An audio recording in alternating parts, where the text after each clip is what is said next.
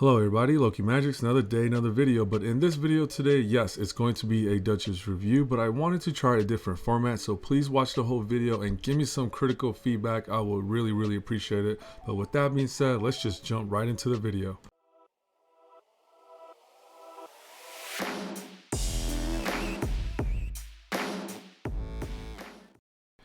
Alright, so let's talk about Duchess Lilitu. Now, right off the bat, I have to say this is probably one of my favorite looking champions in the game because she is straight a 10 out of 10. You can see she just did a spin move for us. She really looks good. The only thing I would say I don't like is her toe or toenails, and she has to wear heels just like everybody else if you're a female in this game. But outside of that, straight 10 out of 10. Very good champion. Now let's talk about her stats. Alright, so let's talk about her total stats, but first I just want to point out one thing. Now her A1 attacks one enemy 2 times, and this shield is based on 10% of this champion's max HP, okay? And this is her only attack that she does. Everything else here are just straight up buffs. Nothing else attacks from this champion. So considering that, it makes this champion so much easier to build because right off the bat, you could just ignore attack, crit rate, crit damage, and accuracy because she doesn't do any debuffs also. So only thing you really need to focus on is HP, defense, speed, and resistance, and your Duchess is going to do fantastic. You can see right here, I gave her a lot of HP, pretty decent defense, pretty good speed, right? And her resistance could be a little bit better, but if you really want to use it for defense, then definitely get that resistance up a lot higher, maintaining some of that HP and defense and speed, right? Which is a tricky part, but you only need to focus on those 4, so it makes it a lot easier to get this champion super good, super strong for any team comp, any content really. But with that being said, let's go over here and move over to her masteries.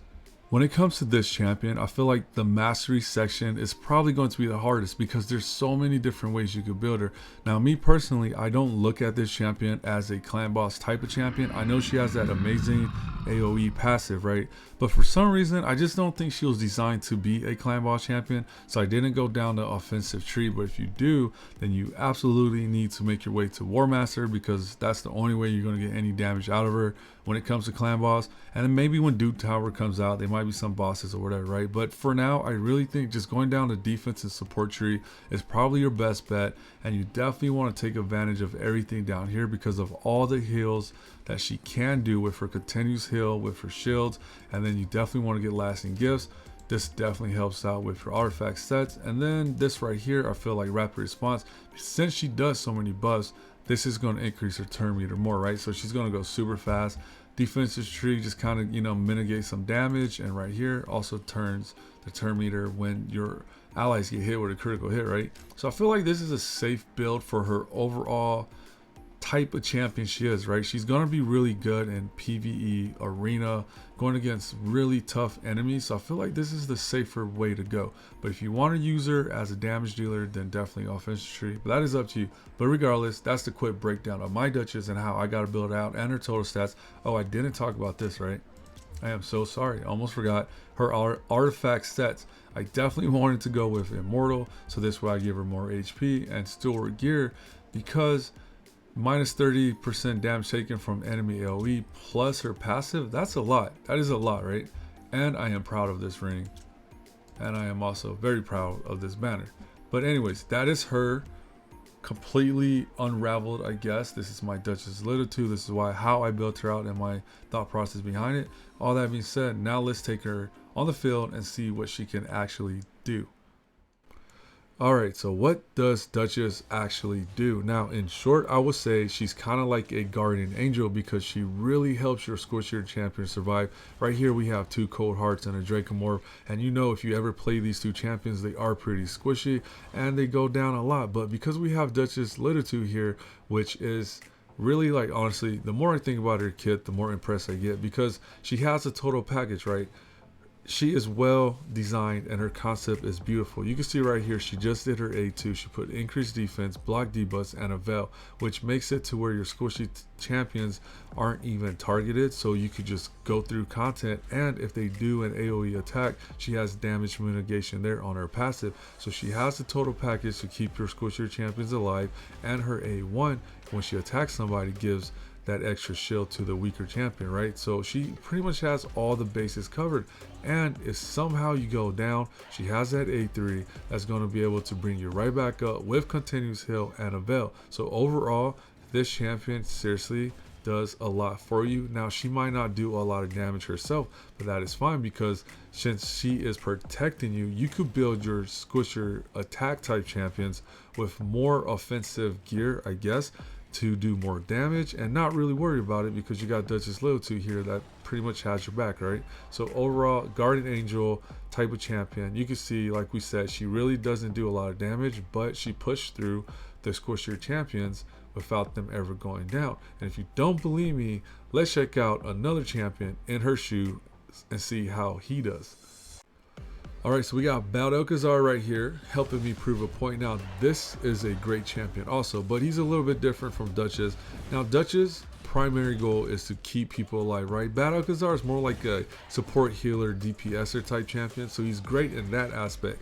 But you can see right here, because Duchess isn't here, that cold heart is going to go down, and it's unfortunate, but there's nothing Battle could do about that. So definitely having Duchess brings that type of value to your team comp. So just want to prove a point for those of you that doesn't believe me how great Duchess is keeping people alive. But anyways, let's move on to her next use case.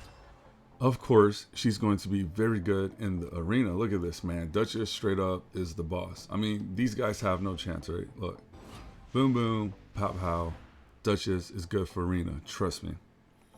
Okay, jokes aside, let's fight someone a little bit stronger. And we got Mad Lil Will, 3 trophy winner. And I think this is a good fight to showcase some pros and cons of Duchess, right? So you can see right here, Duchess and Chris is a powerful combination. That's why Lil Will is also rocking it. Now, Masteries could strip everything away right now, but Duchess hasn't done her A2 yet, so it's better for us to wait. And look, you know, we didn't really take a lot of damage here because that AoE passive from Duchess and Chris's shield. And right now, there's no point to go hard with Blood Twin. Okay, now we can use Chris to extend all the buffs we have. This is why those two are a powerful duo. I think they're going to be really good in Doom Tower for real. So if you have those two, congratulations.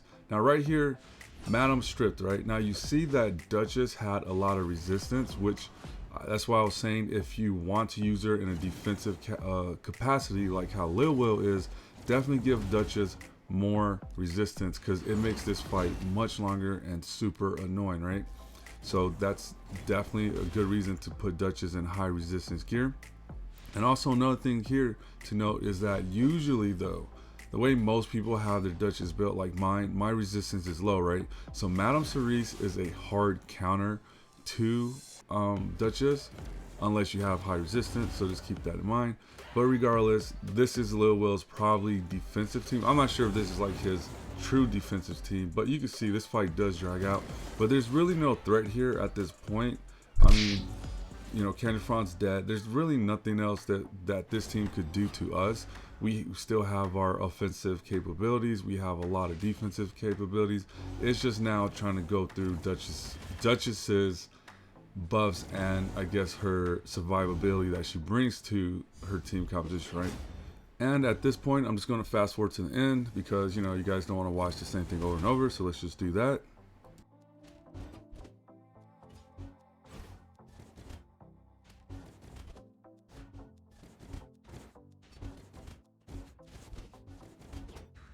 So yeah, Duchess is a superb champion when it comes to arena. Now, naturally, when she first came out, a lot of people thought she's good at clan boss, but I don't really like her in clan boss, and let me explain why. Alright, so I have to say right here, right, don't get me wrong, Duchess is a pretty good champion when it comes to clan boss. She provides a lot of utility, a lot of use case. She got block debuff, she has, you know, revives, continues heal, she got that bell, she has that passive AoE damage reduction, but she has one very bad thing against this, is that all her skills, the good ones, A2, A3, are on a 4-turn cooldown, and it really just makes it kind of difficult for her to synchronize with the clan boss's rotation and to use her in a team comp, because you really have to kind of have really good gear to overcome that 4-turn cooldown. Maybe you can make them a lot faster, or you got to have other champions in your team comp to kind of cover where she's missing. So, for me personally, I know she's a good clan boss champion, but I really don't think she was designed for clan boss. I think her kit is like so good that it kind of bleeds over into clan boss content, because if you look at it on paper, it looks like she could do a lot for clan boss, but I don't think she's ideal. I don't think she was really meant for clan boss, because clan boss is a whole different content on its own. He is on a 3 ability cycle, 2 AoEs and 1 stun attack, right? Well, single target stun attack. And Duchess is on a 4-turn cooldown, so she's already naturally kind of out of sync.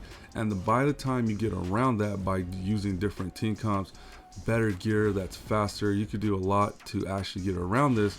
But I really feel like those kind of players at this point probably won't be looking at Duchess, because they have a huge roster, better gear quality, and they're going to find someone else to plug in, right? And Unkillable is kind of the way to go. So I really don't think Duchess is strong for clan boss. She's good, but she's not strong. Her home, her place to be is definitely PvE content.